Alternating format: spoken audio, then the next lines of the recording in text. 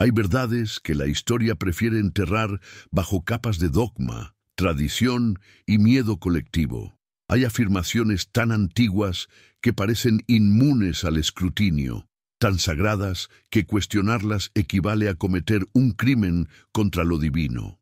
Y sin embargo, en medio de la Ámsterdam del siglo XVII, cuando las sinagogas temblaban ante la herejía y las iglesias alzaban muros contra la razón, un hombre de mirada tranquila y pluma afilada se atrevió a pronunciar lo impronunciable. Baruch Spinoza, ese judío excomulgado que rehusó arrodillarse ante ningún altar, ese filósofo que convirtió la geometría en teología y la teología en anatomía del poder, escribió palabras que harían temblar los cimientos de 2 milenios de fe cristiana. Palabras simples, directas, devastadoras en su precisión. Jesús no desciende de la línea de David. La profecía mesiánica, ese pilar sobre el cual se construyó todo un edificio religioso, se desmorona cuando se la examina con los ojos de la razón y no con los de la devoción ciega. ¿Pero qué significa realmente esta afirmación? ¿Por qué importa la genealogía de un hombre que vivió hace 2000 años? ¿No es acaso irrelevante el linaje cuando se habla de lo divino? O quizá precisamente por eso, porque toca el nervio más sensible del cristianismo, esta revelación adquiere su carácter explosivo. Spinoza no llegó a esta conclusión por capricho, ni por deseo de provocación gratuita. Llegó a ella siguiendo el único método que consideraba digno de un ser pensante: la lectura crítica de los textos, el análisis racional de las contradicciones, la negativa a aceptar lo que no resiste el examen de la lógica. Cuando abrió los evangelios con la misma disposición con que abriría cualquier otro texto histórico, cuando decidió tratarlos no como revelaciones divinas intocables, sino como documentos humanos sujetos al error, la manipulación y la interpretación interesada, lo que encontró fue un abismo entre la promesa y la realidad. Las genealogías de Jesús en Mateo y Lucas, esos árboles familiares que debían conectar al nazareno con el rey David y así validar su mesianismo, no solo diferían entre sí de manera irreconciliable, sino que además presentaban un problema lógico fundamental. Ambas trazaban el linaje a través de José, el padre adoptivo, no biológico, de Jesús. ¿Cómo puede alguien reclamar descendencia davídica a través de un hombre que, según el propio dogma cristiano, no aportó ningún material genético a su concepción? ¿No es esta una contradicción tan evidente que solo la ceguera voluntaria puede ignorarla? ¿O será que la fe exige precisamente eso, cerrar los ojos ante lo obvio para poder mantener intacta la ilusión? La pregunta que Spinoza plantea no es teológica en el sentido tradicional. No pregunta si Jesús era o no el Hijo de Dios, si realizó o no milagros, si resucitó o no de entre los muertos. Esas cuestiones pertenecen al reino de lo inverificable, de lo que debe aceptarse por fe o rechazarse por incredulidad. La pregunta de Spinoza es mucho más terrenal, mucho más verificable, mucho más peligrosa. ¿Cumplió Jesús con los requisitos proféticos que el propio judaísmo estableció para reconocer al Mesías? Y la respuesta, si uno se atiene a los textos sin el filtro de la devoción, es un rotundo no. El Mesías judío debía ser de la casa de David por línea paterna directa, no por adopción legal ni por artificios teológicos posteriores. Debía restaurar el reino de Israel, reunir a las tribus dispersas, traer paz universal y hacer que toda la humanidad reconociera al Dios de Israel. Jesús no hizo nada de esto. Murió como un criminal político crucificado por Roma. Sus seguidores fueron perseguidos. El templo fue destruido pocos años después. Israel fue dispersado durante casi 2 milenios. Si esto es el cumplimiento de las profecías mesiánicas, entonces las palabras han perdido todo significado. Pero la cristiandad necesitaba a Jesús como Mesías. Sin esa conexión con David, sin el cumplimiento aparente de las profecías hebreas, el cristianismo no era más que otra secta judía disidente, una entre muchas que pululaban en la Palestina del primer siglo. Para convertirse en religión universal, para poder reclamar legitimidad ante los judíos y autoridad ante los gentiles, necesitaba demostrar que Jesús era quien los profetas habían anunciado. Y así, los evangelistas hicieron lo que los humanos siempre hacen cuando la realidad no se ajusta a sus necesidades. La reescribieron. Mateo construyó una genealogía que conectaba a Jesús con David a través de 42 generaciones, organizadas en grupos perfectamente simétricos de 14, una construcción tan artificialmente numerológica que grita su naturaleza fabricada. Lucas ofreció una genealogía completamente diferente, con nombres distintos y un número diferente de generaciones, conectando a Jesús con David por una ruta genealógica que contradice punto por punto la de Mateo. ¿Cómo pueden ambas ser verdaderas? ¿Cómo puede la palabra de Dios contradecirse a sí misma en algo tan fundamental? ¿O será que estas no son palabras de Dios, sino construcciones humanas, textos escritos décadas después de los eventos que pretenden narrar por autores que nunca conocieron a Jesús, que escribían para comunidades diferentes con necesidades teológicas diferentes? Spinoza vio esto con una claridad que sus contemporáneos encontraron intolerable. Vio que las genealogías eran retroproyecciones, intentos posteriores de vestir a Jesús con las ropas del Mesías judío para hacerlo aceptable a una audiencia que conocía las profecías. Vio que la afirmación del nacimiento virginal, lejos de resolver el problema genealógico, lo complicaba hasta hacerlo insostenible. Porque si María concibió por obra del Espíritu Santo, entonces Jesús no tiene padre humano.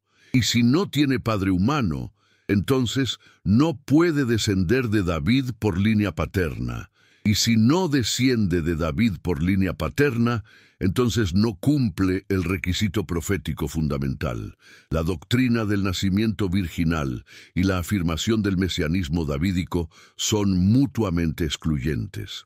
No pueden coexistir lógicamente. Solo pueden coexistir en el territorio de la fe, donde la contradicción se disfraza de misterio y la incoherencia se proclama como profundidad divina. Pero hay más, mucho más, en el análisis espinociano. Porque incluso si se aceptara la línea de José como válida para transmitir la davidicidad, incluso si se ignorara el problema del nacimiento virginal, las genealogías mismas revelan algo perturbador. En la lista de Mateo aparecen nombres que ningún judío piadoso querría encontrar en el árbol familiar del Mesías. Aparece Tamar, que concibió hijos con su suegro Judá mediante engaño y prostitución. Aparece Rahab, la prostituta cananea de Jericó. Aparece Ruth, la moabita, descendiente de una línea nacida del incesto entre Lot y sus hijas. Aparece Betsabé, identificada solo como la mujer de Urías, recordatorio permanente del adulterio y el asesinato cometidos por David. ¿Por qué Mateo incluye estas mujeres, estas manchas en la pureza del linaje mesiánico? Porque la historia real del pueblo de Israel, cuando se la examina sin sentimentalismo religioso, está llena de mestizaje, de sangre pagana, de violaciones de las leyes de pureza que supuestamente debían mantenerse invioladas. El Israel real no es el Israel idealizado de la teología. Es un pueblo que sobrevivió mezclándose, adaptándose, incorporando elementos extranjeros, traicionando constantemente sus propios principios de separación. Y Jesús, si realmente descendiera de David, llevaría en sus venas esa misma mezcla, esa misma contaminación que la pureza mesiánica debería rechazar. Spinoza comprendió algo que los teólogos de su tiempo no podían o no querían ver, que las profecías mesiánicas no fueron diseñadas para ser cumplidas. Fueron diseñadas para mantener la esperanza, para proporcionar consuelo en tiempos de opresión. para dar sentido al sufrimiento presente, proyectando un futuro glorioso que siempre quedaba justo más allá del horizonte. Cada generación de judíos, bajo dominación extranjera, creyó que el Mesías vendría en su tiempo. Cada generación reinterpretó las profecías para ajustarlas a sus circunstancias. Cuando llegó Jesús, algunos judíos vieron en él lo que querían ver, pero la mayoría no lo hizo, porque sabía leer sus propias escrituras y sabía que este rabino Galileo, por más carismático que fuera, por más sabiduría que enseñara, no cumplía los criterios. No había liberado a Israel de Roma, no había restaurado el templo, no había traído paz, había sido ejecutado como un criminal, y para el judaísmo, un Mesías muerto es una contradicción en términos. El Mesías debe triunfar, no fracasar, debe conquistar, no ser conquistado. Debe vivir para completar su misión, no morir a mitad de camino dejando promesas de un retorno futuro. El cristianismo resolvió este problema haciendo algo revolucionario y desesperado. Espiritualizó el mesianismo, convirtió el reino político en reino espiritual, transformó la liberación nacional en salvación individual del alma, reinterpretó el fracaso aparente como victoria oculta, la muerte como sacrificio redentor, la ausencia de cumplimiento profético como cumplimiento en un nivel superior invisible a los ojos carnales. Y en este proceso de reinterpretación se alejó tanto del judaísmo original que se convirtió en algo completamente nuevo, en una religión diferente que simplemente se apropió de las escrituras hebreas y las leyó de maneras que ningún judío educado en su tradición reconocería como legítimas. Pablo de Tarso fue el arquitecto principal de esta transformación. Nunca conoció al Jesús histórico. Sus cartas, los textos cristianos más antiguos que poseemos, casi no mencionan la vida terrenal de Jesús. Para Pablo, lo único que importaba era el Cristo celestial, el Salvador cósmico cuya muerte y resurrección abrieron un nuevo camino hacia Dios. La genealogía de Jesús, su enseñanza específica, sus acciones concretas, todo eso era secundario comparado con el acontecimiento místico de la cruz. Pablo no necesitaba que Jesús descendiera de David, porque su evangelio no dependía de las profecías judías.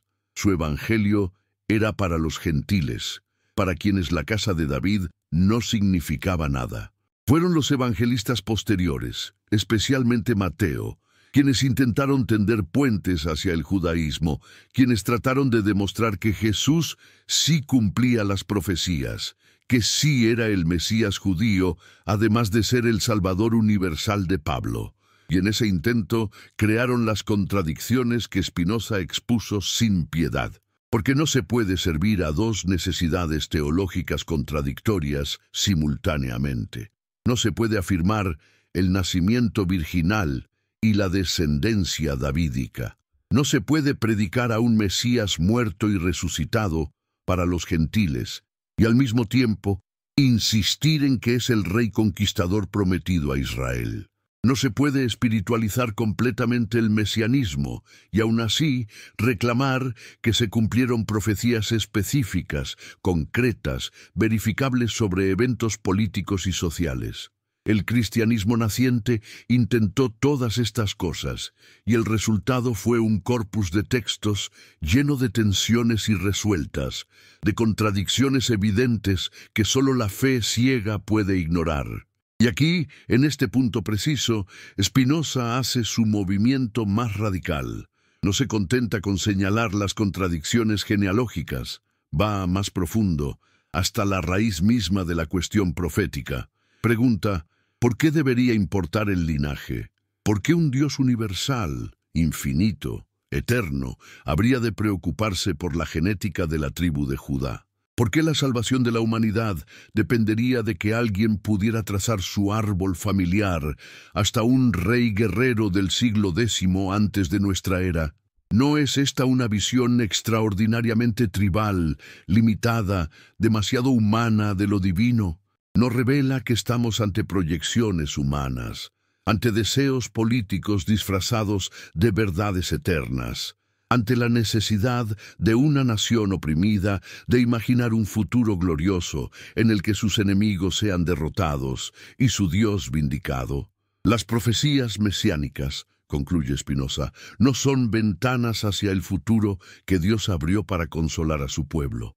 Son productos de su tiempo, expresiones de las esperanzas y miedos de comunidades específicas en momentos históricos específicos. Y tratar de forzar a Jesús dentro de ese molde profético es malinterpretar tanto a Jesús como a las profecías. Pero si Jesús no es el Mesías judío, si no desciende de David, si las profecías no se cumplen en él, entonces ¿qué es? ¿Quién era este hombre que cambió el curso de la historia occidental más que cualquier otro individuo? Spinoza no niega la importancia histórica de Jesús. No niega su sabiduría ética, la profundidad de sus enseñanzas sobre el amor y la compasión, pero insiste en que estas cualidades no requieren validación genealógica, no necesitan el sello de aprobación de profetas muertos hace siglos. Jesús puede haber sido un maestro extraordinario, un reformador religioso radical, incluso un santo, sin ser el Mesías judío. Su valor no depende de cumplir criterios establecidos en textos antiguos. Depende de lo que realmente enseñó y de cómo vivió. Y lo irónico, lo profundamente irónico, es que al insistir en vestir a Jesús con las ropas del mesianismo davídico, el cristianismo oscureció lo que podría haber sido genuino en él. Convirtió a un posible sabio en el protagonista de un drama cósmico de salvación que requería su muerte sangrienta como precio del perdón divino. Transformó enseñanzas éticas en doctrina dogmática. Hizo de la fe en proposiciones sobre su naturaleza metafísica algo más importante que la práctica de sus enseñanzas sobre amor y justicia. Y así llegamos al corazón de la crítica spinoziana. No es solo que Jesús no descienda de David, es que toda la estructura de profecía y cumplimiento, de promesa y realización, es una manera profundamente equivocada de entender tanto la religión como la historia. Es un intento de imponer orden narrativo sobre el caos de la experiencia humana, de encontrar significado divino en eventos que tienen explicaciones perfectamente naturales.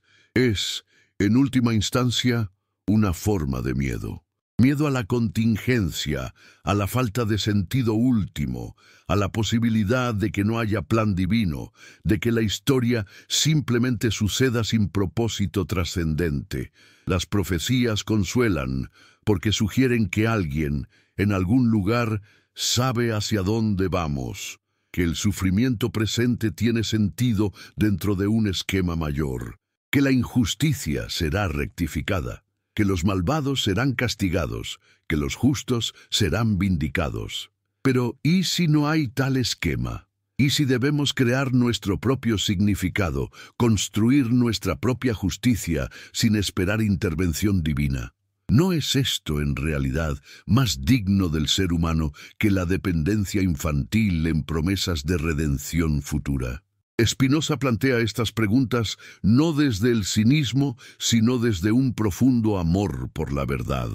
Cree que la humanidad merece algo mejor que consuelos falsos, que la religión podría ser algo noble si se la despojara de superstición y se la reconociera como expresión humana de aspiraciones éticas, no como revelación sobrenatural de hechos metafísicos. Imagina una religión sin dogma, donde lo que importa no es creer proposiciones correctas sobre la naturaleza de Dios, sino vivir con sabiduría y compasión. Una religión donde Jesús podría ser admirado como maestro sin necesidad de convertirlo en deidad. Donde las escrituras hebreas podrían apreciarse como literatura nacional, llena de belleza y sabiduría práctica, sin tener que pretender que son dictados divinos infalibles. Donde la búsqueda espiritual no requiere la suspensión de la razón crítica. Esta visión, en el siglo XVII, era no solo herética, sino incomprensible para la mayoría. Era tan radicalmente diferente de todo lo que las tradiciones religiosas habían enseñado que parecía equivalente al ateísmo. Y por eso Spinoza fue excomulgado, maldecido con la maldición más severa que el judaísmo conoce, anatematizado por la sinagoga con palabras que resonaban con odio ancestral. La excomunión de Spinoza en 1656 fue un evento extraordinario.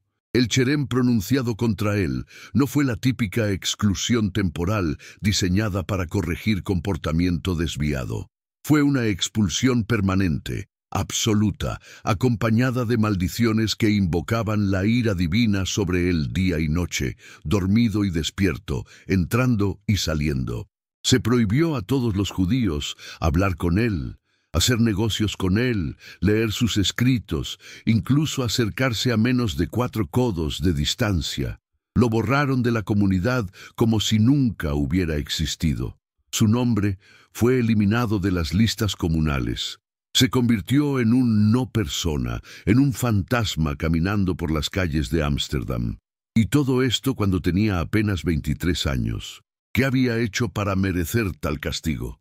Los documentos de la excomunión no especifican sus herejías exactas, pero sabemos, por relatos posteriores, que había empezado a expresar dudas sobre la autoría mosaica del Pentateuco, sobre la inmortalidad del alma, como la enseñaba la tradición, sobre la existencia de Dios como ser personal que responde a plegarias y castiga pecados. Y probablemente ya entonces estaba gestando las ideas que eventualmente plasmaría en su tratado teológico-político, donde diseccionaría las escrituras con la precisión de un anatomista, revelando sus orígenes humanos, sus contradicciones internas, sus propósitos políticos.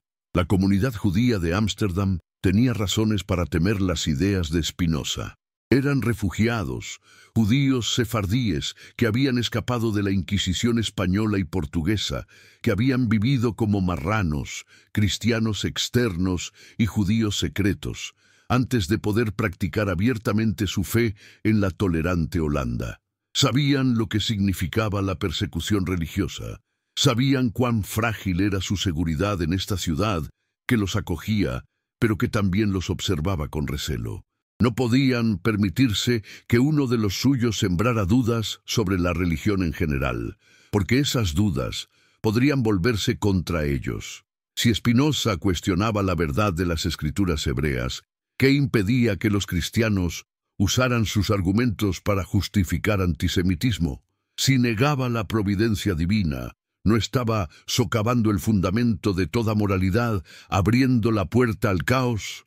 La comunidad actuó por miedo, y en ese miedo validó precisamente lo que Spinoza afirmaría más tarde, que la religión organizada funciona principalmente como mecanismo de control social, usando la amenaza de castigo divino y exclusión comunitaria para mantener conformidad.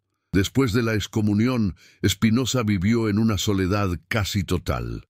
Se mudó fuera de Ámsterdam, a Rijnsburg primero y luego a La Haya, donde ganaba su sustento puliendo lentes para telescopios y microscopios. Era un trabajo apropiado para un filósofo que buscaba claridad óptica y mental, que quería pulir el pensamiento humano hasta hacerlo transparente a la verdad. Vivía con extrema frugalidad, rechazando ofertas de cátedras universitarias porque venían con condiciones que limitarían su libertad de pensamiento. Prefería la pobreza y la independencia a la seguridad y la censura. Escribía durante las noches, con letra pequeña y precisa, construyendo su sistema filosófico con la misma geometría que empleaba en sus lentes. Su obra maestra, la Ética, escrita en latín y demostrada según el orden geométrico, presentaba una visión del universo tan radical que no se atrevió a publicarla durante su vida. Solo circuló entre un pequeño círculo de amigos y corresponsales, quienes la copiaron a mano, temerosos de que su mera posesión pudiera traerles problemas. En la Ética, Spinoza eliminaba la distinción entre Dios y naturaleza. Deus sive natura, Dios o la naturaleza. la fórmula que horrorizó a teólogos cristianos y judíos por igual. Para Spinoza, Dios no era un ser personal trascendente que creó el universo y luego lo gobierna desde fuera mediante intervenciones milagrosas. Dios era la sustancia única, infinita, eterna, de la cual todo lo existente era modo o modificación. Dios no tenía propósitos porque el propósito implica carencia, deseo de algo que no se tiene. Dios no respondía a plegarias porque responder implica cambio, y lo perfecto no cambia. Dios no premiaba ni castigaba, porque premio y castigo son conceptos humanos proyectados sobre lo divino. Dios simplemente era, en plenitud absoluta, manifestándose en la infinita variedad de la naturaleza según leyes necesarias e inmutables. Esta concepción, que Spinoza consideraba la única digna de lo divino, fue interpretada por sus contemporáneos como ateísmo apenas disfrazado. Porque un Dios que es idéntico a la naturaleza, que no escucha, no interviene, no juzga, ¿qué clase de Dios es? Es una abstracción filosófica, no el Dios vivo de Abraham, Isaac y Jacob, no el Padre Celestial de Jesús. Es un principio metafísico que podría igual de bien llamarse sustancia o ser y abandonar del todo el nombre divino. Pero Spinoza insistía en llamarlo Dios, y no por capricho ni por miedo a la censura. Lo llamaba Dios porque creía que esta concepción capturaba algo esencial que la teología tradicional había perdido: la absoluta inmanencia de lo divino. Dios no está en algún cielo lejano mirando hacia abajo. Está aquí, ahora, en cada átomo de existencia, en cada momento de tiempo, en cada pensamiento que cruza tu mente. No puedes escapar de Dios porque no puedes escapar de la naturaleza, de la realidad misma. Y esta presencia absoluta, esta inmanencia total, significa que no necesitas intermediarios. No necesitas sacerdotes que interpreten la voluntad divina. No necesitas escrituras que revelen verdades ocultas. No necesitas rituales que aplaquen la ira celestial. Necesitas únicamente razón para comprender las leyes naturales según las cuales todo opera, y sabiduría para alinear tu vida con esas leyes.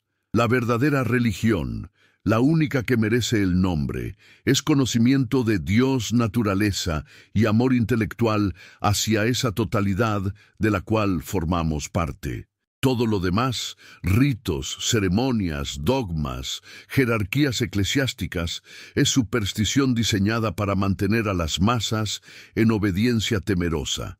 Esta crítica radical de la religión organizada requería inevitablemente un examen crítico de los textos en los que se basaba. Y así Spinoza emprendió lo que podría llamarse el primer análisis verdaderamente científico de la Biblia. En su Tratado Teológico Político, publicado anónimamente en 1670, pero rápidamente atribuido a él, aplicó a las Escrituras los mismos principios que aplicaría a cualquier texto antiguo.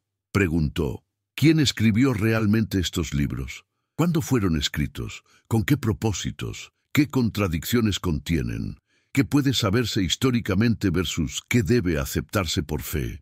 Y las respuestas que encontró destruyeron la noción de revelación divina infalible. Moisés no escribió el Pentateuco, esos 5 primeros libros que supuestamente contenían la ley divina dictada en el Sinaí. El texto mismo lo evidencia al narrar la muerte de Moisés en tercera persona, al referirse a lugares con nombres que solo existieron siglos después, al incluir repeticiones y contradicciones que solo tienen sentidos y múltiples autores en diferentes épocas compilaron tradiciones diversas. Los profetas no predecían el futuro con precisión sobrenatural. Hablaban a sus propias generaciones sobre crisis contemporáneas, usando lenguaje poético que luego se reinterpretaba como profecía cumplida. Los milagros narrados en las Escrituras no eran violaciones de las leyes naturales, porque tales violaciones son imposibles, sino eventos naturales malinterpretados por gente que desconocía sus causas o relatos legendarios elaborados posteriormente para glorificar héroes nacionales. Este análisis metódico e implacable culminaba en la demostración de que Jesús no podía ser el Mesías judío si se tomaban en serio los criterios establecidos en las propias escrituras hebreas. Y aquí Spinoza no hablaba como cristiano decepcionado, sino como observador externo que simplemente señalaba la incongruencia. Los evangelios intentaban forzar a Jesús dentro del molde mesiánico, pero el molde no encajaba. Las genealogías se contradecían. El nacimiento virginal anulaba la descendencia davídica. Las profecías citadas frecuentemente estaban sacadas de contexto o malinterpretadas. Isaías nunca habló de un Mesías nacido de virgen. La palabra hebrea alma significa simplemente mujer joven, no virgen en sentido técnico. El sufriente siervo de Isaías 53, interpretado como profecía de la crucifixión, se refería en su contexto original a Israel como nación, no a un Mesías individual. La noción misma de un Mesías que muere y resucita es ajena al judaísmo. Es una importación de religiones mistéricas helenísticas. El cristianismo, en su forma desarrollada, no es judaísmo reformado, sino una religión sincrética nueva que combinó elementos judíos con filosofía griega y mitología pagana para crear algo que Pablo y los padres de la Iglesia posteriores pudieran vender al mundo grecorromano. Y sin embargo, esta construcción sincrética tuvo éxito extraordinario. En 3 siglos, el cristianismo pasó de ser una secta marginal, perseguida a convertirse en religión oficial del Imperio Romano. ¿Cómo explicar este triunfo? Spinoza veía en ello no la mano de Dios, sino la astucia política y la adaptabilidad estratégica.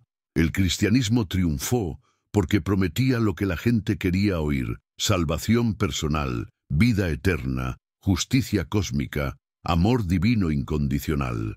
Lo prometía no a una nación específica, sino a cualquiera dispuesto a creer. No requería circuncisión ni observancia de complejas leyes dietéticas y rituales. Requería únicamente fe, un artículo mucho más fácil de vender. Y cuando se alió con el poder imperial bajo Constantino, cuando las espadas que antes lo perseguían comenzaron a defenderlo, cuando la conversión pasó de ser acto de valor a ser conveniencia social, el cristianismo se expandió no por la verdad de sus doctrinas, sino por la fuerza de las estructuras políticas que lo respaldaban.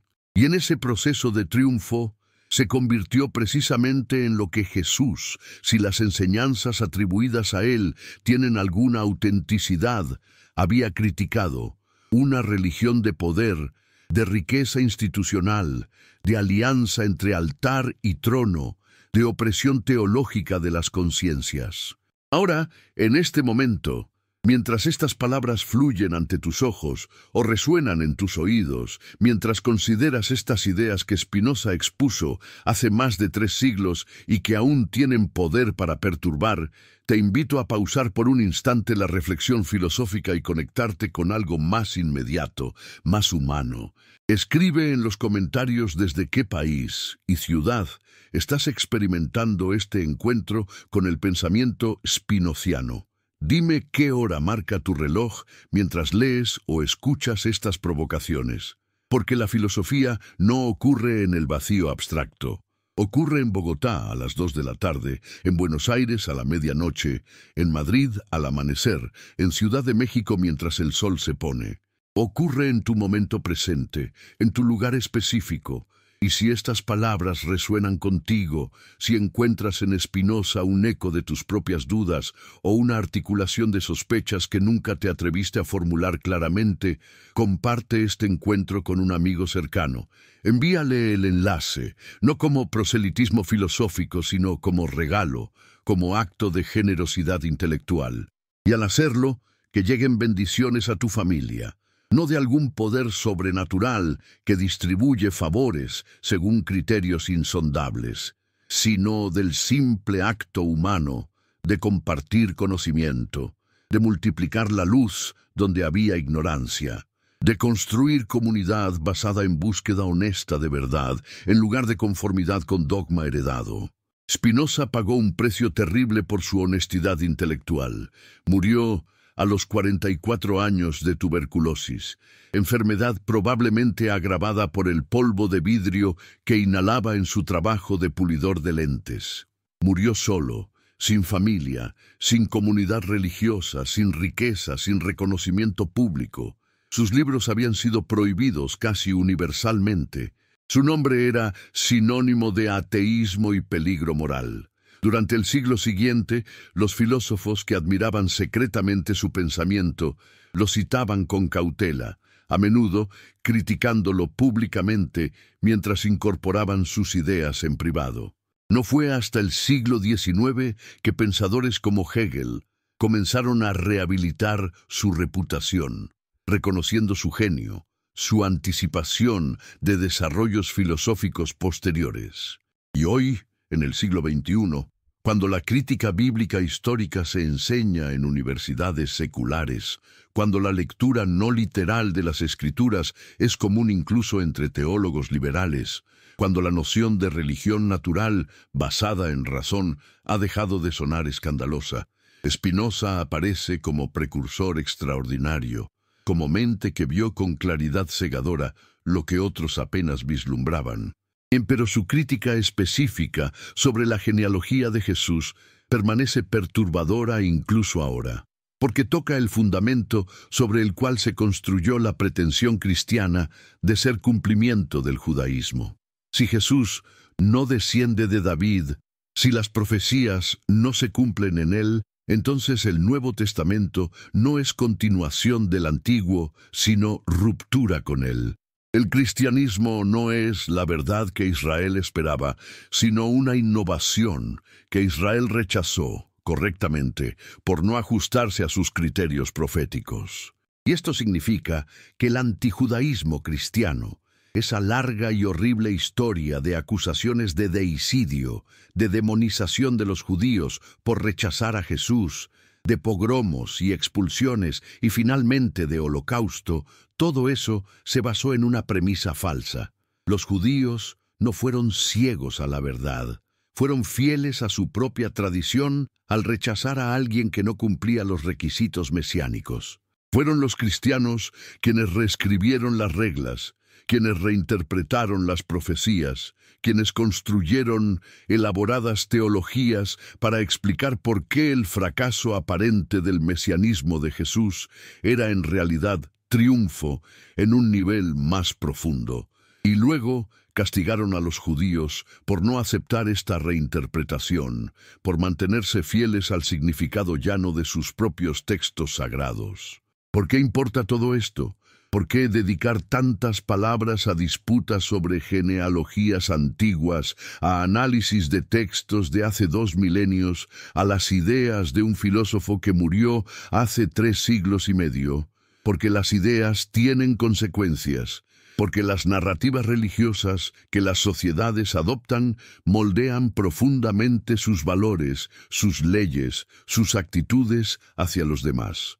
La narrativa cristiana del mesianismo cumplido llevó a siglos de intolerancia, a la noción de que solo una religión poseía verdad absoluta y que las demás debían ser suprimidas o toleradas condescendentemente como errores juveniles de la humanidad.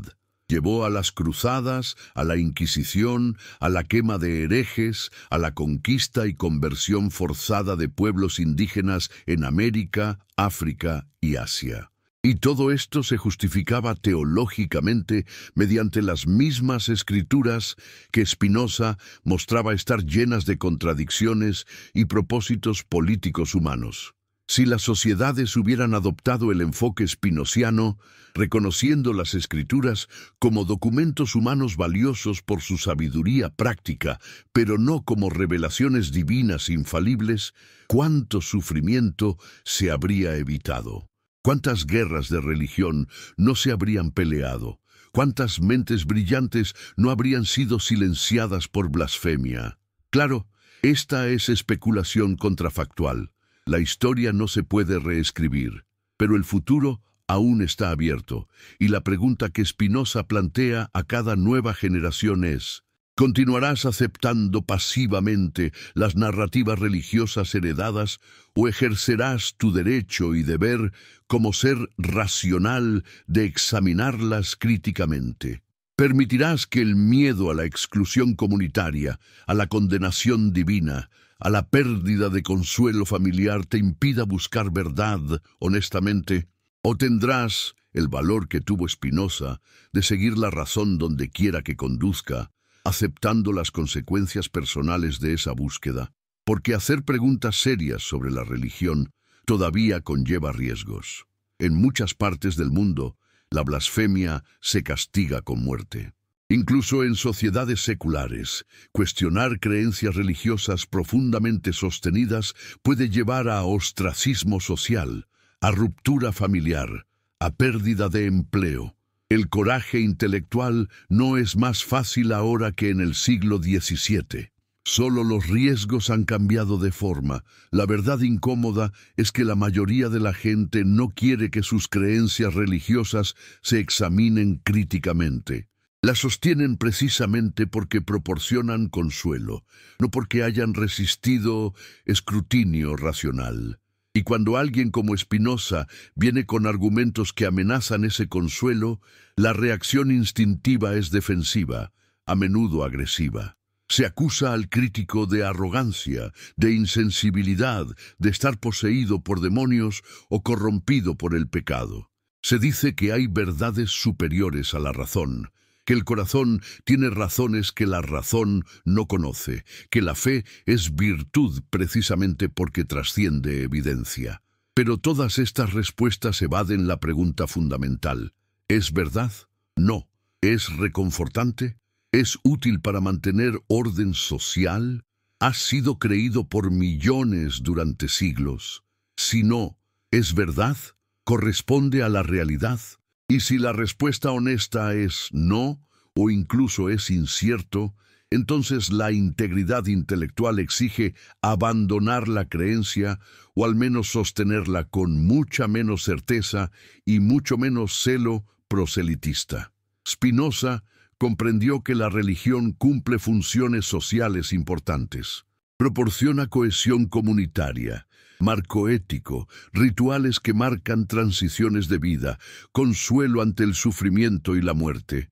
No abogaba por eliminar estas funciones, abogaba por cumplirlas, sin necesidad de falsedades, sin dogmas irracionales, sin superstición que infantiliza a los creyentes y los vuelve dependientes de autoridades eclesiásticas.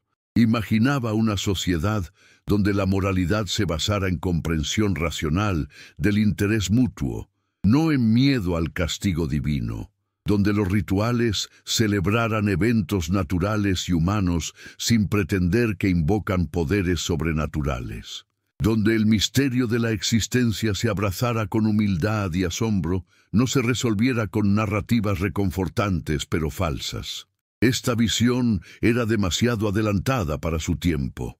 Quizá lo es todavía para el nuestro, pero cada generación que lee a Spinoza encuentra en él desafío y liberación. Desafío a cuestionar lo incuestionable, liberación de la tiranía del dogma. Y algunos, unos pocos, tienen el valor de seguir donde él señala, hacia una espiritualidad basada en conocimiento, no en ignorancia, en amor a la verdad, no en miedo a la condenación, hacia una comprensión de lo divino como totalidad de la naturaleza, no como deidad tribal que favorece a algunos y condena a otros, hacia una ética que brota de comprensión de nuestra interconexión, no de mandamientos impuestos externamente. Este camino es solitario, siempre lo ha sido, pero quienes lo transitan encuentran una libertad que ningún dogma puede ofrecer, una paz que no depende de promesas de vida eterna, sino de alineación con lo que es. Segunda parte. La mañana del 27 de julio de 1656 amaneció como cualquier otra en la ciudad de Ámsterdam, con sus canales reflejando el cielo gris del norte y sus calles estrechas llenándose de comerciantes, marineros, refugiados de toda Europa.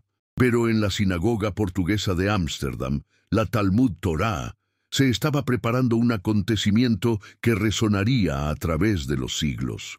Los líderes de la comunidad judía se habían reunido en sesión extraordinaria. Habían deliberado durante semanas, quizá meses, sobre qué hacer con el joven Baruch Spinoza. Habían intentado razonar con él, persuadirlo de retractar sus opiniones heréticas. Le habían ofrecido sobornos, una pensión anual si simplemente callaba, si ocultaba sus dudas, si participaba externamente en la vida religiosa de la comunidad, sin importar sus convicciones internas. Él había rechazado todo, no con arrogancia, sino con firmeza tranquila. No podía vivir en hipocresía, no podía fingir creer lo que su razón había rechazado. Y así la comunidad, sintiéndose amenazada por su ejemplo, decidió hacer de él un ejemplo de otro tipo. Lo excomulgarían con un cherem tan severo que ningún otro judío se atrevería a cuestionar públicamente las verdades de fe que mantenían unida a la comunidad. El documento de excomunión es extraordinario en su vehemencia. Vale la pena contemplar sus palabras, pronunciadas en portugués y hebreo, ante la congregación reunida, mientras Baruch escuchaba imperturbable, sabiendo que estas palabras lo convertirían en paria para siempre. Los líderes de la sinagoga, después de invocar la autoridad del cielo y de los santos libros, declaraban que habían decidido con el consentimiento de Dios bendito y con el consentimiento de toda esta santa congregación, ante los santos libros de la Torá, con sus 613 mandamientos, con la excomunión con que Josué excomulgó a Jericó, con la maldición con que Eliseo maldijo a los niños, y con todas las maldiciones escritas en el libro de la ley, que nadie debería comunicarse con Baruch Spinoza, ni por escrito ni oralmente, ni hacerle ningún favor, ni permanecer con él bajo el mismo techo, ni acercarse a menos de 4 codos de él, ni leer nada escrito o compuesto por él. La ferocidad de esta maldición indica el nivel de miedo que el joven Spinoza había provocado. No se trataba de diferencias menores sobre interpretación de rituales. Se trataba de algo que los líderes comunitarios percibían como amenaza existencial a la identidad judía misma. Pero ¿qué exactamente había dicho Spinoza para merecer tal castigo? Los documentos oficiales no detallan sus herejías específicas, quizá porque articularlas habría sido darles demasiada publicidad. Pero por testimonios contemporáneos sabemos que había expresado dudas sobre la autoría divina del Pentateuco, sobre la inmaterialidad del alma, sobre la providencia divina particular, sobre la elección especial de Israel.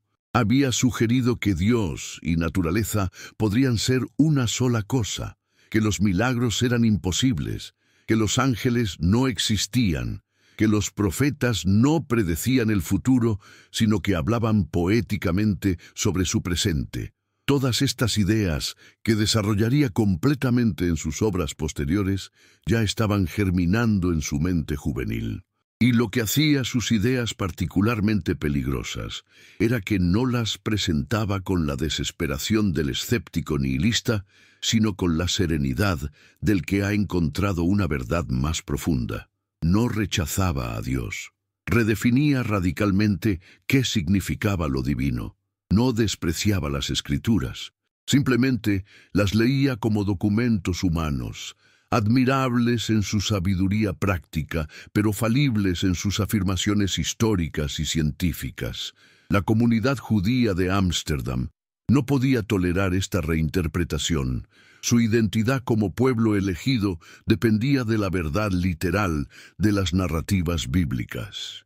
Su sufrimiento a través de siglos de persecución tenía sentido únicamente si realmente eran el pueblo de Dios, preservado milagrosamente a través de las vicisitudes históricas porque tenían un rol especial en el plan divino. Si las Escrituras eran simplemente literatura nacional, si Moisés no había recibido la Torá en el Sinaí, si los patriarcas eran quizá figuras legendarias en lugar de ancestros históricos reales, entonces, ¿qué justificaba la separación judía del resto de la humanidad? ¿Por qué mantener leyes dietéticas elaboradas, circuncisión, observancia del sábado, si todo eso no era mandamiento divino sino costumbre tribal? ¿Por qué sufrir como judíos si la judaicidad no tenía significado trascendente? Estas preguntas, que Spinoza planteaba explícita o implícitamente, socavaban todo el sistema de significado comunitario, y por eso la respuesta fue tan violenta.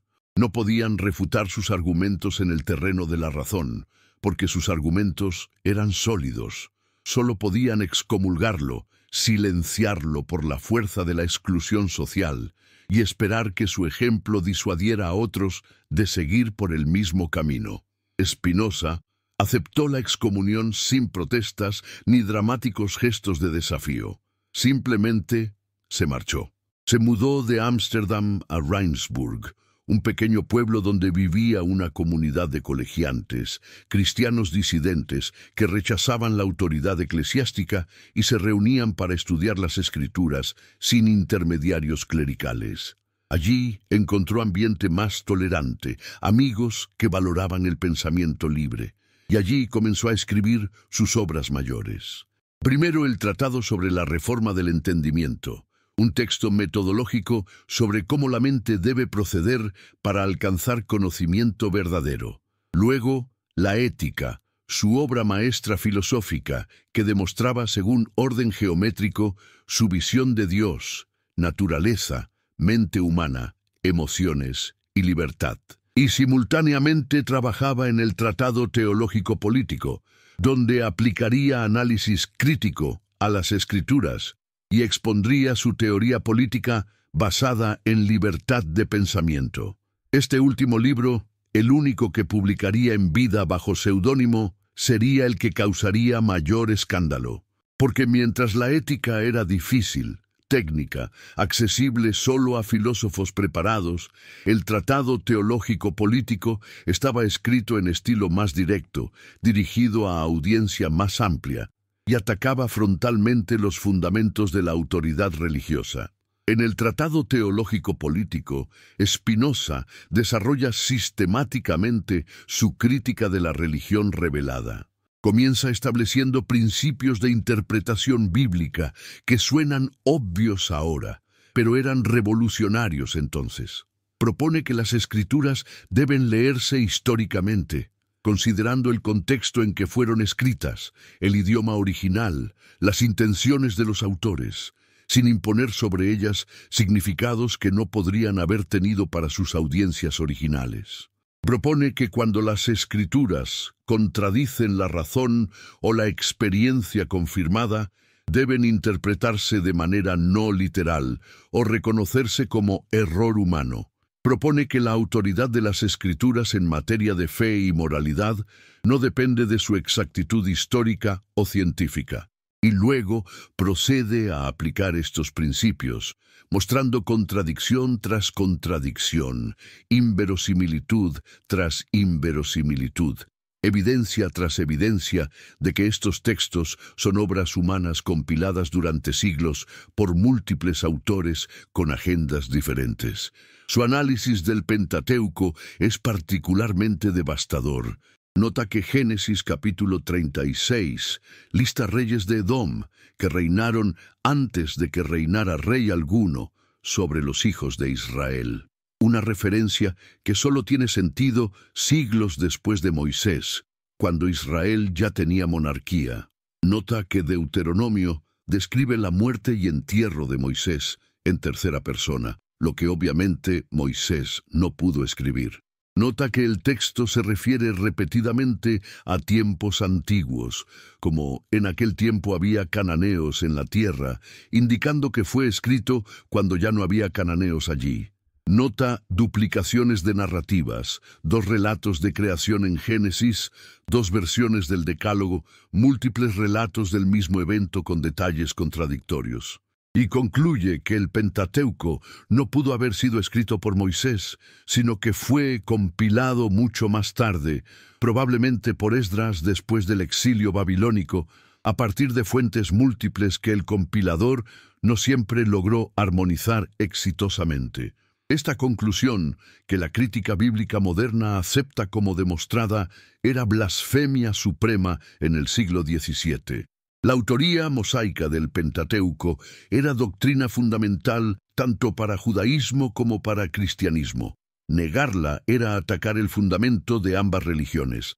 Pero Spinoza no se detiene ahí. Examina los libros proféticos y encuentra que los profetas eran hombres de imaginación vívida, pero no necesariamente de gran intelecto filosófico.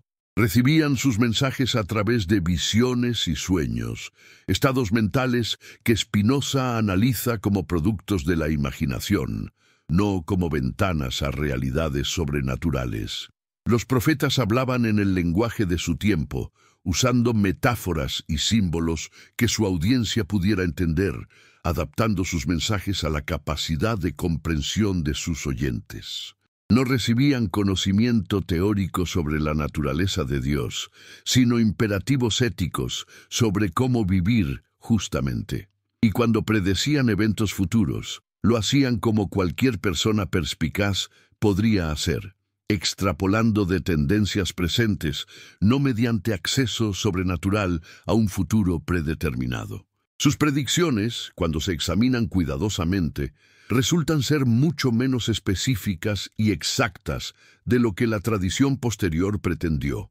Frecuentemente eran condicionales, advirtiendo que tal desastre ocurriría a menos que el pueblo se arrepintiera, lo que permitía que cualquier resultado se interpretara como cumplimiento. Y cuando las predicciones eran genuinamente específicas, con frecuencia fallaban, algo que la tradición ocultaba, seleccionando solo los aparentes éxitos y olvidando los fracasos. Este análisis naturalista de la profecía socavaba completamente la noción de revelación divina sobrenatural.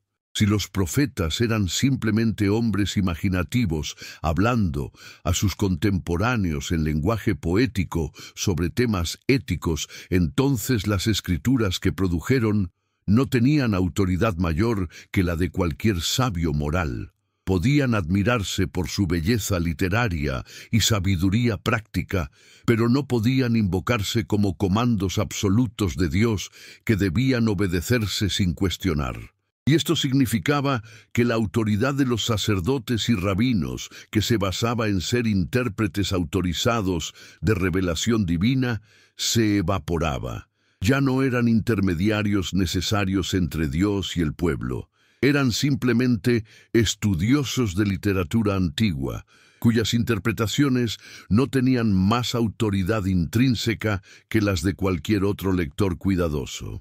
Esta democratización radical del acceso a lo divino, esta eliminación de la jerarquía religiosa, era quizá la idea más subversiva de Spinoza, porque las instituciones religiosas dependen fundamentalmente de mantener su monopolio sobre la verdad sagrada.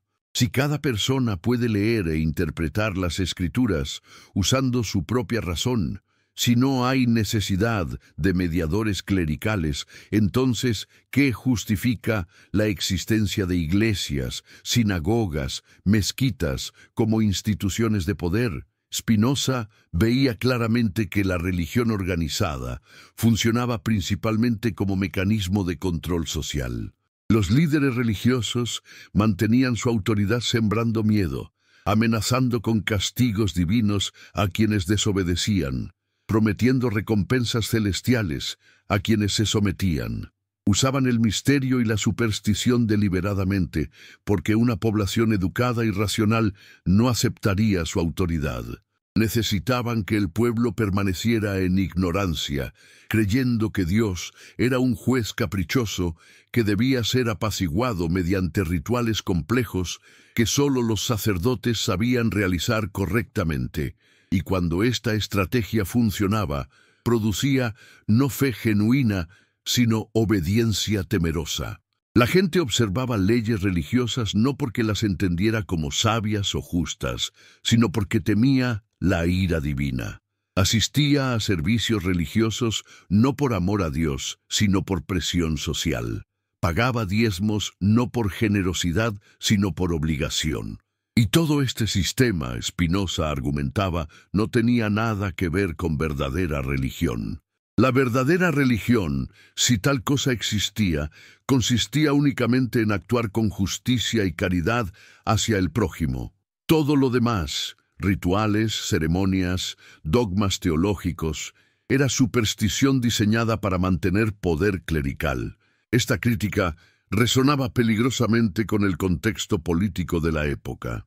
Europa estaba apenas recuperándose de las devastadoras guerras de religión que habían arrasado el continente durante más de un siglo.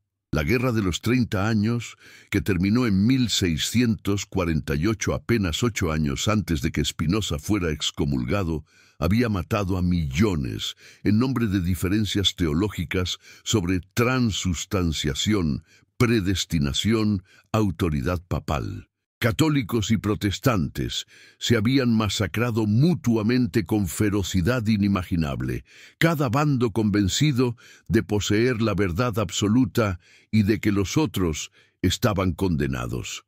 Y dentro del protestantismo las sectas proliferaban, cada una reclamando ser la única intérprete correcta de las Escrituras, cada una dispuesta a perseguir a las demás. En este contexto, la propuesta de Spinoza de que todas estas disputas teológicas eran fundamentalmente sin sentido, que versaban sobre cuestiones que no podían resolverse racionalmente y que por tanto no deberían decidirse por la fuerza, sonaba no solo herética, sino peligrosamente sediciosa, porque Spinoza no solo criticaba la religión. Proponía un orden político radicalmente nuevo, basado en esa crítica. En la segunda parte del Tratado Teológico Político, desarrollaba una teoría del Estado que anticipaba muchas ideas de la Ilustración posterior. Argumentaba que el gobierno legítimo surge de un contrato social, donde individuos ceden ciertos derechos naturales al Estado a cambio de seguridad. Pero hay un derecho que no pueden ni deben ceder, el derecho a pensar libremente y expresar sus pensamientos. La libertad de pensamiento y expresión es absoluta porque es inalienable. Nadie puede obligar genuinamente a otro a creer algo. Se puede forzar conformidad externa mediante amenazas, pero el pensamiento interior permanece libre.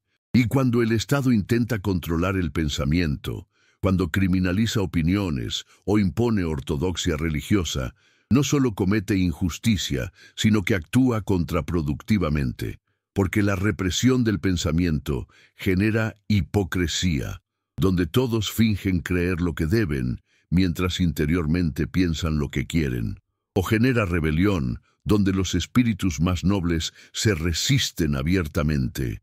En ambos casos, el Estado se debilita. El estado más estable, argumentaba Spinoza, es aquel que permite máxima libertad de pensamiento y expresión, donde las ideas se debaten abiertamente y la verdad emerge del conflicto de opiniones en lugar de ser impuesta desde arriba. Esta visión de un Estado secular liberal, donde el gobierno no favorece ninguna religión y garantiza libertad de conciencia a todos, era extraordinariamente adelantada para su tiempo.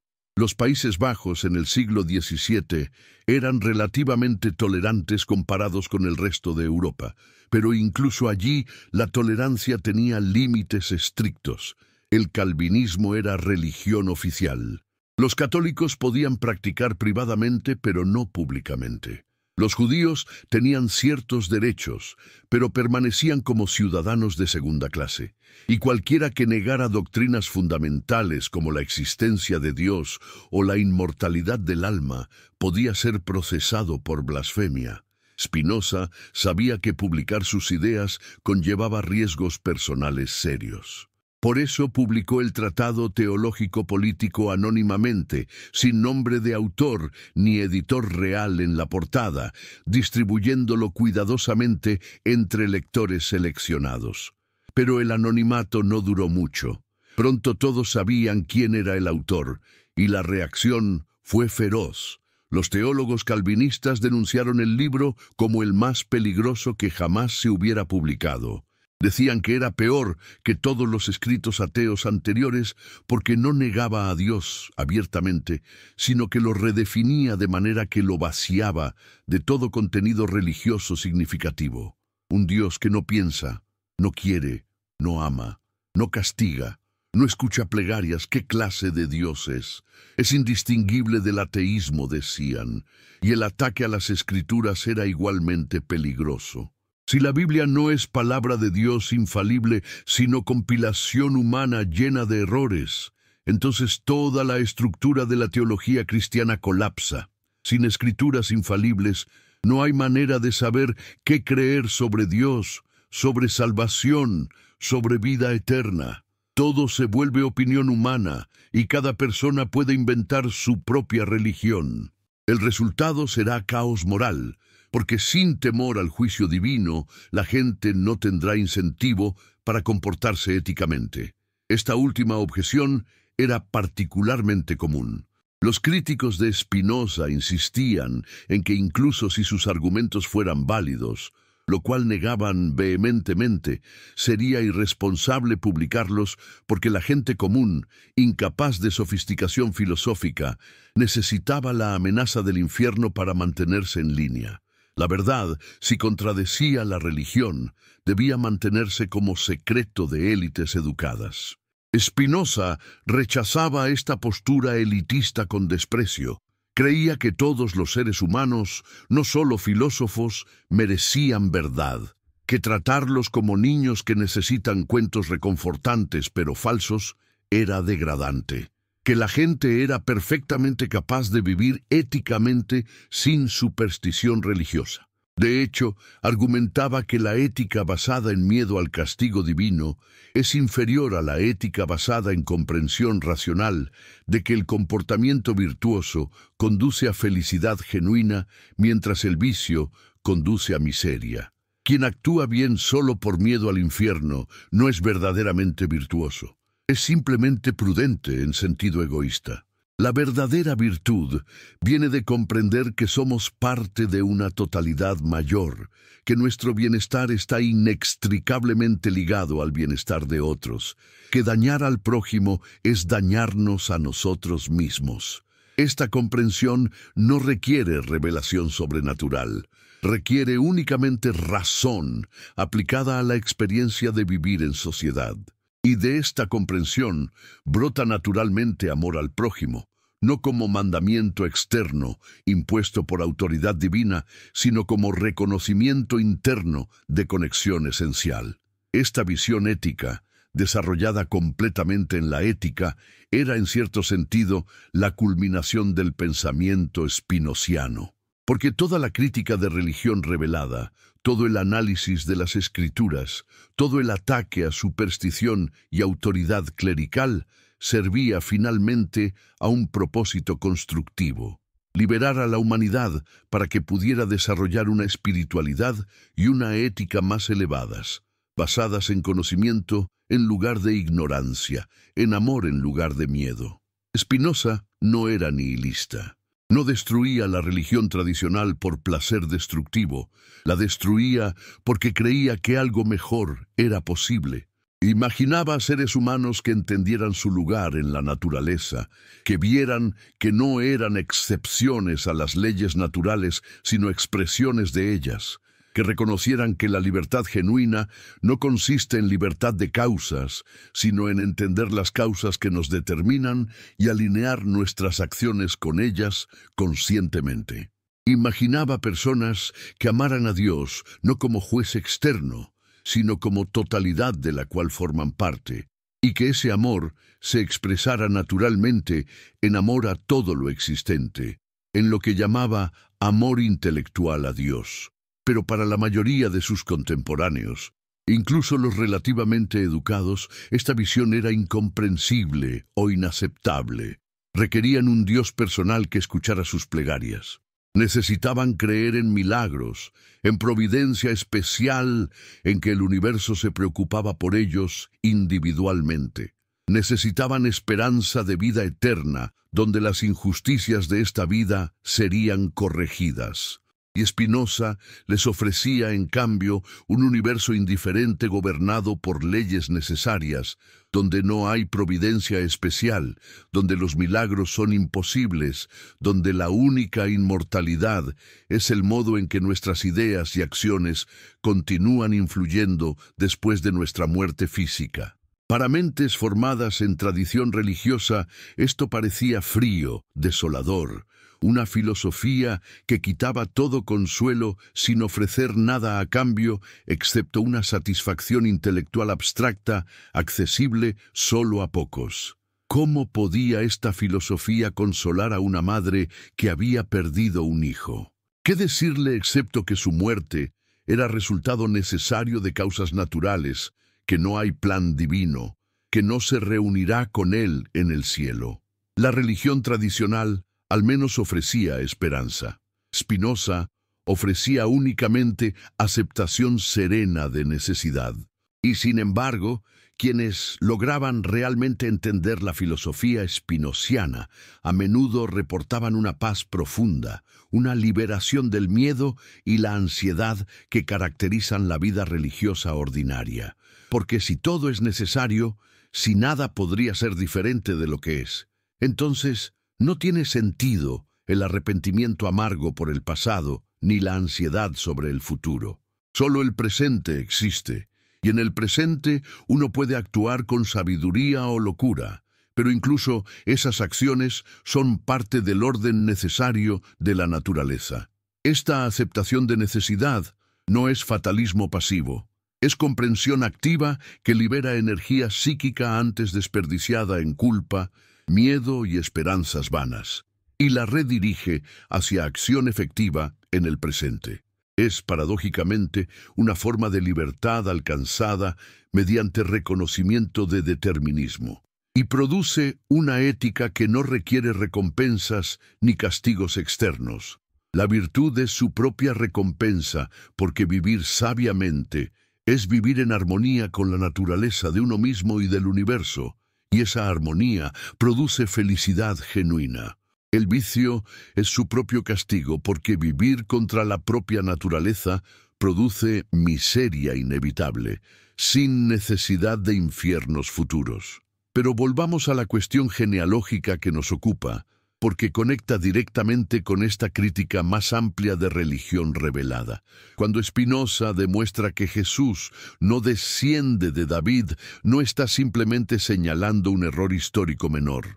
Está atacando el fundamento sobre el cual se construyó toda la pretensión cristiana de autoridad absoluta. El cristianismo reclamaba ser la única religión verdadera porque Jesús era el Mesías prometido en las Escrituras hebreas. Si esa pretensión era falsa, si Jesús no cumplía los criterios proféticos, entonces el cristianismo era una religión entre muchas, con cierta sabiduría sin duda, pero sin derecho a imponer sus doctrinas mediante fuerza estatal. Y esta conclusión tenía implicaciones políticas inmediatas y prácticas. Significaba que los estados europeos no tenían justificación para perseguir herejes, para quemar libros, para exiliar judíos, para prohibir el Islam, para imponer conformidad religiosa. Significaba que el modelo holandés de tolerancia relativa debía expandirse radicalmente hasta incluir libertad completa de conciencia. Significaba que Iglesia y Estado debían separarse, que el poder político no debía usarse para imponer creencias religiosas. Estas ideas, que Spinoza desarrollaba en el Tratado Teológico Político, eran tan radicales que incluso los Países Bajos relativamente liberales no podían tolerarlas completamente. En 1674 el libro fue prohibido oficialmente. Las autoridades ordenaron confiscar todas las copias y prohibieron su venta, pero la prohibición llegó tarde. El libro ya había circulado ampliamente, había sido traducido del latín a varios idiomas vernáculos, había influido a pensadores en toda Europa. Y la prohibición, como suele ocurrir, solo aumentó su notoriedad. La gente quería leer el libro peligroso del judío ateo, como llamaban a Spinoza. Circulaba en ediciones clandestinas, se copiaba a mano, se discutía en grupos secretos de librepensadores. Y cada lector encontraba en él algo que resonaba con sus propias dudas reprimidas, sus propias sospechas sobre las contradicciones de la religión organizada, sus propios anhelos de libertad intelectual. Mientras esto ocurría, Spinoza vivía tranquilamente en La Haya, trabajando en su ética, puliendo lentes, discutiendo filosofía con el pequeño círculo de amigos que habían permanecido leales después de la excomunión. Era conocido en la ciudad como el filósofo, tratado con respeto aunque también con cierta distancia cautelosa. Su casera reportaba que era el inquilino ideal, tranquilo, ordenado, que pagaba su renta puntualmente, que nunca causaba problemas. Su dieta era frugal, frecuentemente consistiendo solo en gachas de avena con mantequilla y pasas, o sopa con un poco de pan. Bebía cerveza moderadamente, no fumaba. Su único lujo era comprar libros y materiales para sus lentes. Rechazó múltiples ofertas de cátedras universitarias porque venían con condiciones. La Universidad de Heidelberg le ofreció una posición con salario generoso, pero la oferta especificaba que no debía enseñar nada que perturbara la religión establecida. Spinoza respondió cortésmente que no sabía dentro de qué límites debería confinar su libertad filosófica para no parecer que perturbaba la religión pública, y que prefería mantener su libertad aunque significara continuar en pobreza. Esta integridad intelectual inquebrantable era característica de Spinoza.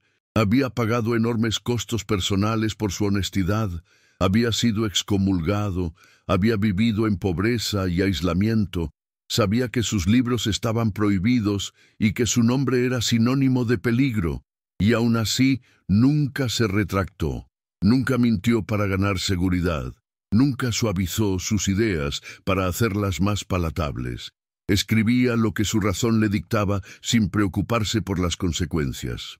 Y esta actitud, este ejemplo viviente de coraje intelectual, quizá influyó más que sus argumentos específicos, porque demostraba que era posible vivir sin religión tradicional, que era posible ser profundamente ético sin creer en Dios personal, que era posible encontrar paz y sentido sin consuelos sobrenaturales. Su vida misma era refutación de la afirmación de que sin religión la gente se volvería inmoral. Spinoza era universalmente reconocido como hombre de carácter ejemplar. Sus enemigos podían llamarlo ateo y hereje, pero no podían acusarlo de vicio o inmoralidad. Vivía más virtuosamente que muchos cristianos piadosos que profesaban fe ortodoxa. Y este hecho incomodaba profundamente a los defensores de religión tradicional. ¿Cómo explicar que un hereje viviera más virtuosamente que los creyentes? La respuesta obvia que Spinoza mismo ofrecía era que la virtud no depende de creencia religiosa, sino de carácter y comprensión racional. Pero esta respuesta amenazaba el monopolio de la religión sobre la moral.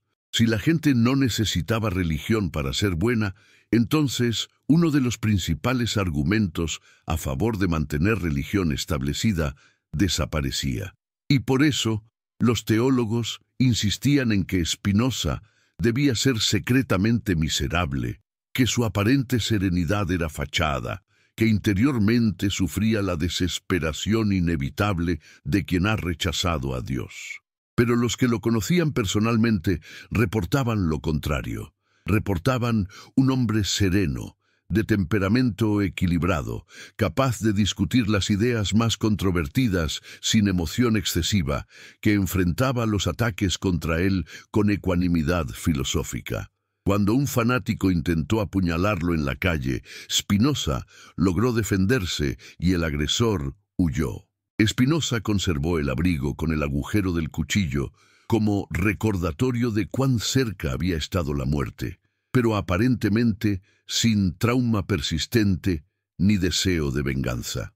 Esta serenidad ante la hostilidad, esta libertad de las pasiones que esclavizan a la mayoría, era precisamente lo que la ética prometía como resultado de comprensión filosófica. Spinoza distinguía entre pasiones y acciones. Las pasiones son estados donde somos afectados por causas externas que no comprendemos. Reaccionamos con ira, miedo, envidia, esperanza, sin entender realmente por qué. Somos esclavos de estas emociones, arrastrados por ellas como hojas al viento. Las acciones, en contraste, fluyen de nuestra naturaleza racional. Cuando entendemos las causas de lo que nos afecta, cuando vemos cómo encajan en el orden necesario de la naturaleza, las emociones perturbadoras se disipan. No desaparecen completamente porque somos seres corpóreos, inevitablemente afectados por nuestro entorno, pero pierden su poder tiránico. Se transforman en afectos activos, donde respondemos desde comprensión en lugar de reaccionar desde ignorancia. Y esta transformación es lo que Spinoza llama libertad. No libertad del determinismo, que es imposible, sino libertad en el determinismo, mediante comprensión de él. Aplicaba este análisis a todas las emociones humanas. El miedo, por ejemplo, que es tan central a la religión tradicional, surge de imaginación de un mal futuro, cuya ocurrencia es incierta. Desaparece cuando comprendemos que el futuro ya está determinado por causas presentes, que no hay nada que temer porque nada podría ser diferente. La esperanza, que parece emoción positiva, es realmente forma de miedo, porque también implica incertidumbre sobre el futuro. Desaparece con la misma comprensión de necesidad.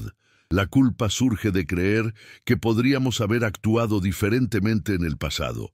Desaparece al entender que en aquel momento, dadas todas las causas que convergían, no podríamos haber actuado de otra manera. Esto no elimina responsabilidad, porque seguimos siendo causa de nuestras acciones, pero elimina el autoflagelo inútil. Aprendemos del error y actuamos mejor en el futuro, no porque nos odiemos por el pasado, sino porque ahora comprendemos mejor, y el amor mismo se transforma. Deja de ser necesidad neurótica de poseer al amado y se convierte en alegría por la existencia del otro. El amor más elevado, el amor intelectual a Dios, es alegría contemplativa ante la totalidad de la existencia, sin deseo de cambiarla porque comprendemos su perfección necesaria. Esta filosofía de las emociones era profundamente terapéutica. Ofrecía liberación psicológica mediante comprensión filosófica. Y en este sentido, la filosofía de Spinoza era espiritual, aunque no religiosa en sentido tradicional. Prometía paz interior, liberación del sufrimiento causado por pasiones perturbadoras, unión mística con el todo, pero todo logrado mediante razón en lugar de fe, mediante comprensión en lugar de revelación. Y algunos lectores encontraban en esto algo más satisfactorio que cualquier religión tradicional les había ofrecido, porque no requería suspensión de incredulidad, no demandaba que creyeran imposibilidades lógicas, no los amenazaba con castigo eterno. Simplemente los invitaba a pensar clara y honestamente, a seguir la razón donde condujera, y prometía que el resultado sería liberación. Para aquellos capaces de seguir este camino filosófico, y Spinoza reconocía que eran pocos, la recompensa era extraordinaria. Pero para la mayoría, cuyas vidas estaban demasiado absortas en necesidades inmediatas y placeres sensuales para dedicarse a contemplación filosófica, Spinoza no tenía mucho que ofrecer. Su filosofía no era para masas. Era para individuos excepcionales, dispuestos a pagar el precio del pensamiento independiente. Y aquí encontramos una tensión en el pensamiento spinociano. Por un lado, argumentaba por libertad universal de pensamiento y expresión, implicando que todos merecían acceso a verdad. Por otro lado, reconocía que su filosofía era difícil, que pocos podían seguirla, que las masas continuarían necesitando alguna forma de religión simple. Su solución era proponer que el Estado mantuviera religión civil mínima, enfocada únicamente en enseñanza ética básica, justicia y caridad, sin dogmas teológicos complejos, sin rituales elaborados. Permitiría que todas las sectas religiosas practicaran libremente sus ceremonias particulares, siempre que no amenazaran la paz social. Pero no impondría ninguna como verdad absoluta. Esta visión de pluralismo religioso bajo Estado secular era extraordinariamente adelantada. No se realizaría hasta siglos después, y aún entonces imperfectamente.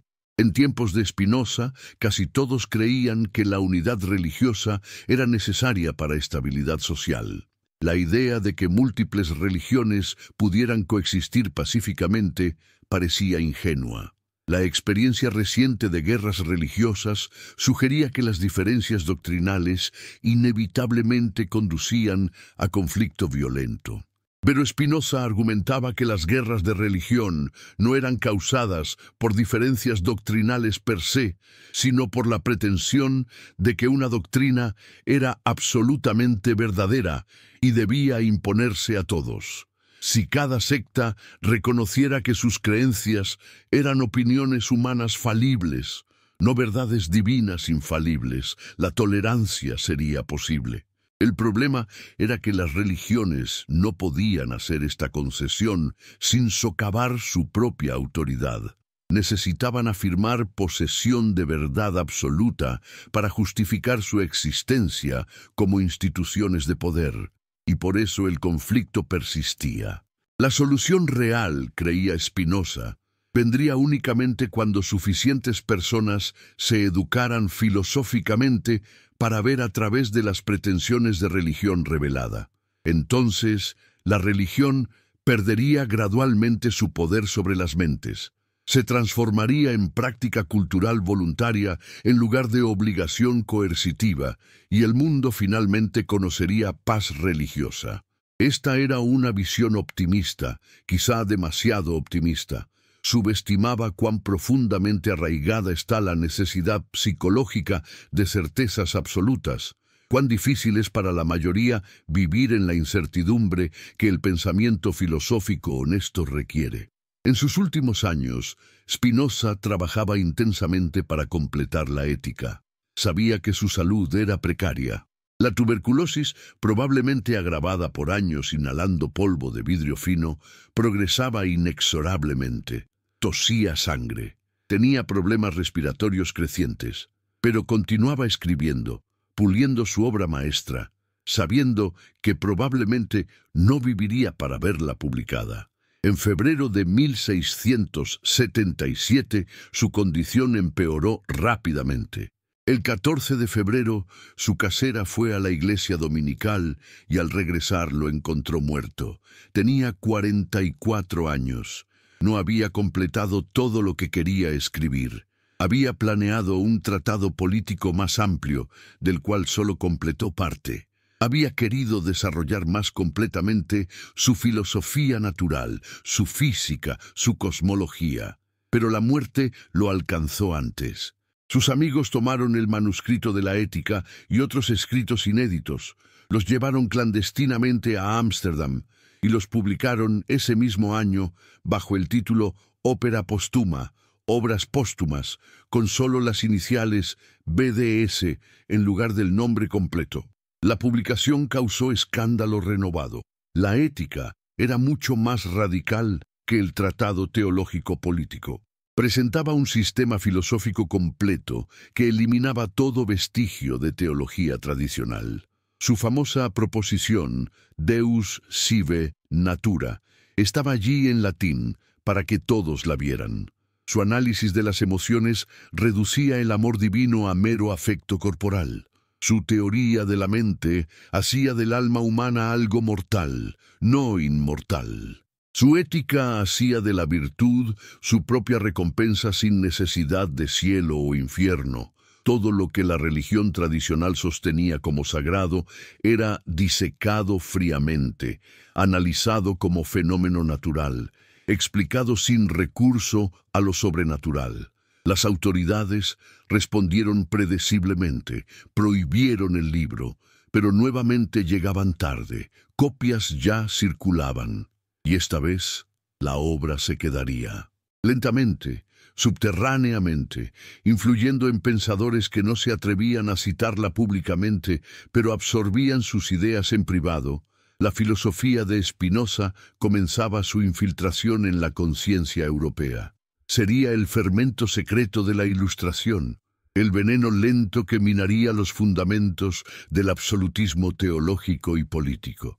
Y su crítica de la genealogía mesiánica de Jesús, enterrada en medio de análisis bíblico extenso, esperaría pacientemente hasta que futuras generaciones de críticos bíblicos la redescubrieran y desarrollaran sus implicaciones completas.